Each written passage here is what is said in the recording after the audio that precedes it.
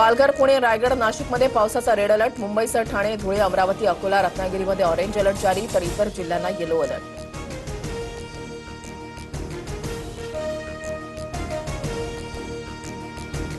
मुंबई, नवी मुंबई, पनवेल, नाशिकसह पुणे, ठाणे, पालघर, रत्नागिरीमधील शाळा आणि महाविद्यालयांना सुट्टी जाहीर. जिल्ह्यातील रेड अलर्टच्या पार्श्वभूमीवर प्रशासनाचा निर्णय.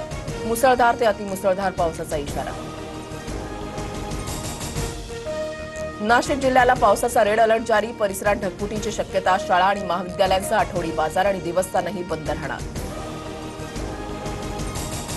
मुख्यमंत्री फडणवीसांकडून राज्यातील पूरस्थितीचा आढावा. नागरिकांनी प्रवास टाळावा. अत्यावश्यक असेल तरच घराबाहेर पडा. उद्यापर्यंत राज्यात पावसाच्या अलर्टच्या पार्श्वभूमीवर फडणवीसांचं आवाहन. आळंदीमध्ये इंद्रायणी नदीला महापूर. 408 नागरिकांची सुटका. पालखी सोहळ्यासाठी आळंदीमध्ये येऊ नका.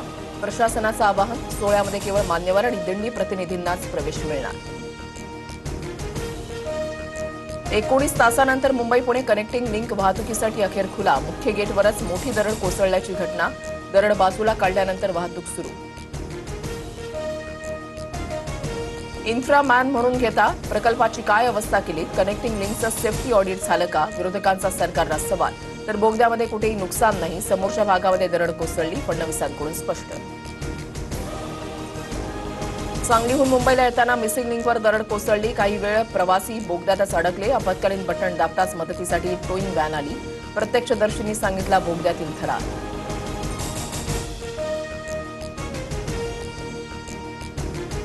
मुंबई लोकभवनामध्ये खळबळ. ड्युटीवर असताना एसआरपीएफ जवानानं स्वतःवर गोळी झाडून जीवन संपवलं. कारण अस्पष्ट. मलबार हिल पोलिसांकडून अधिकचा तपास सुरू.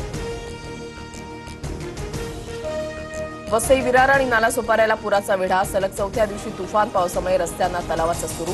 छाती एवढ्या पाण्यातून नागरिकांचा प्रवास. रेल्वे रुळही पाण्याखाली.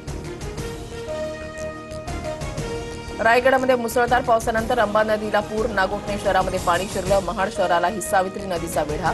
अनेक पूल पाण्याखाली. महाड आगारातील ग्रामीण आणि लांब पल्ल्याची एसटी वाहतूक ठप्प. ठाण्यातील उल्हास नदीला पूर. टिटवाळा, आंबिवली आणि कल्याणमध्ये पुराचा धोका. बदलापुरातील रस्ते जलमय. नदीकाठच्या गावांना सतर्कतेचा इशारा. लोणावळ्यामध्ये पर्यटकांवर निर्बंध. कलम 163 लागू. अतिवृष्टीमुळे धोकादायक पर्यटन स्थळांवर जाण्यास बंदी. पाणी साचलेल्या भागातून नागरिकांना सुरक्षित स्थळी हलवलं. कर्जत दरम्यानच्या काठामध्ये दरड कोसळल्याच्या घटनेनंतर 17 एक्सप्रेस गाड्या रद्द.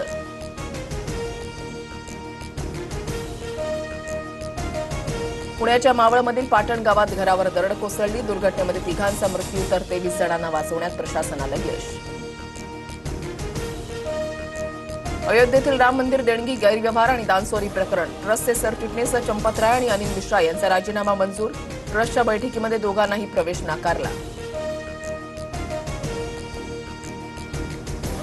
चोरीच्या निमित्तानं हिंदूंविरोधात काही लोक षडयंत्र रचत आहेत. इथून पुढे कोणालाही आमच्यावर बोट ठेवता येणार नाही असं काम करू. राम मंदिर ट्रस्टच्या गोविंद गिरींचा दावा. टीसीएस कंपनीतील लैंगिक अत्याचार आणि धर्मांतर प्रकरणी मुख्य संशयित आरोपी निदा खानला जामीन मंजूर. निदा खानसह तौसिफ अत्तारलाही जामीन मिळाला. तर दानिश शेखचा जामीन अर्ज फेटाळला. मुंबईच्या गोरेगाव पुलावर ट्रकचा अपघात. चालकाचं नियंत्रण सुटल्यानं रस्त्याच्या मधोमध ट्रक पलटी. गोरेगाव फ्लायओव्हरवर वाहतूक कोंडी.